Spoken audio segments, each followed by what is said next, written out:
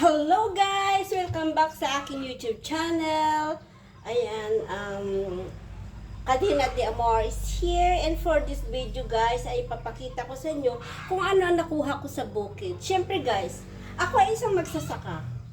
So, dahil magsasaka ako, naghahanap ako ng mga natural na ulam. Ayan. Kumbaga, pagkain ng mahihirap. Yan. Siyempre guys, pag mahirap ka, hindi ka maarte sa pagkain. Katulad nito guys, diyan nakakuha ako guys ng kabuti. Yan. Ito yung sinasabi nilang kabuting punso or may tawag sila dito amurong. Ayan, tinatawag nilang amurong. Ayan guys. Yung amurong na ito guys ay madulas. Yung ito to. Binabalatan yan guys. Ayan, huhugasan natin kasi galing sa lupa. Ayan. Ang lalaki niya guys, oh. You can see this guys. Look. You see how big is it is. Ayan. Ang amurong guys or kabuting punso, ito yung mga malalaki. Malalaki to. At saka masarap siya. And ito naman, ito yung sinatawag naming ligbis or sa Ilocano is uong manlagadot. Ayan guys, nakakuha ako. Ayan. So, huhugasan natin siya guys. Ayan, huhugasan natin siya.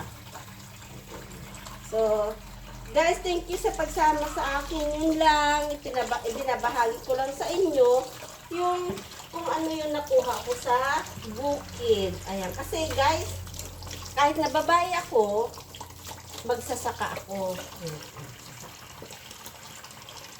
Kailangan ko bumisita sa bukid.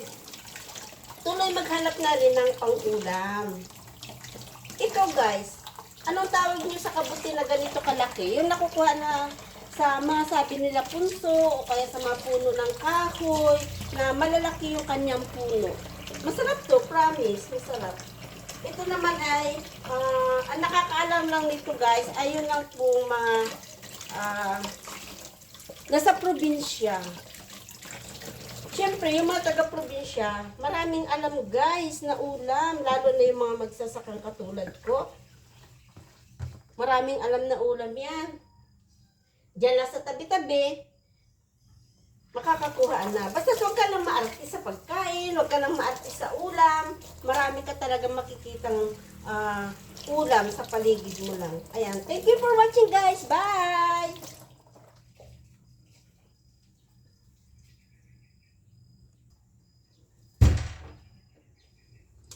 Hello mga chaps! Guys, dahil magsasaka ako, mayroon galing ako sa bukid. Siyempre, naghanap na rin ako ng kabuti. At ito nga guys, look. Pero, hindi ito yung kabuti na ligbis. Ito yung tinatawag nilang amurong or sa Ilocano is uong bunton. Ayan. Although nakakuha din naman ako guys ng mga ligbis. Ayan. Ayun, nakakuha din naman ako ng mga ligbis. Itong ganitong klaseng ligbis. Oh, no. Itong ganitong klaseng kabuti. Ito naman yung ligbis. Ayan, marami to guys. Itong mga matatalas na ito. Ayun. Ito yung ligbis. Ito. Yay! Sarap ng pang-ulam ko guys. Oh, yes! Thank you for watching. Bye!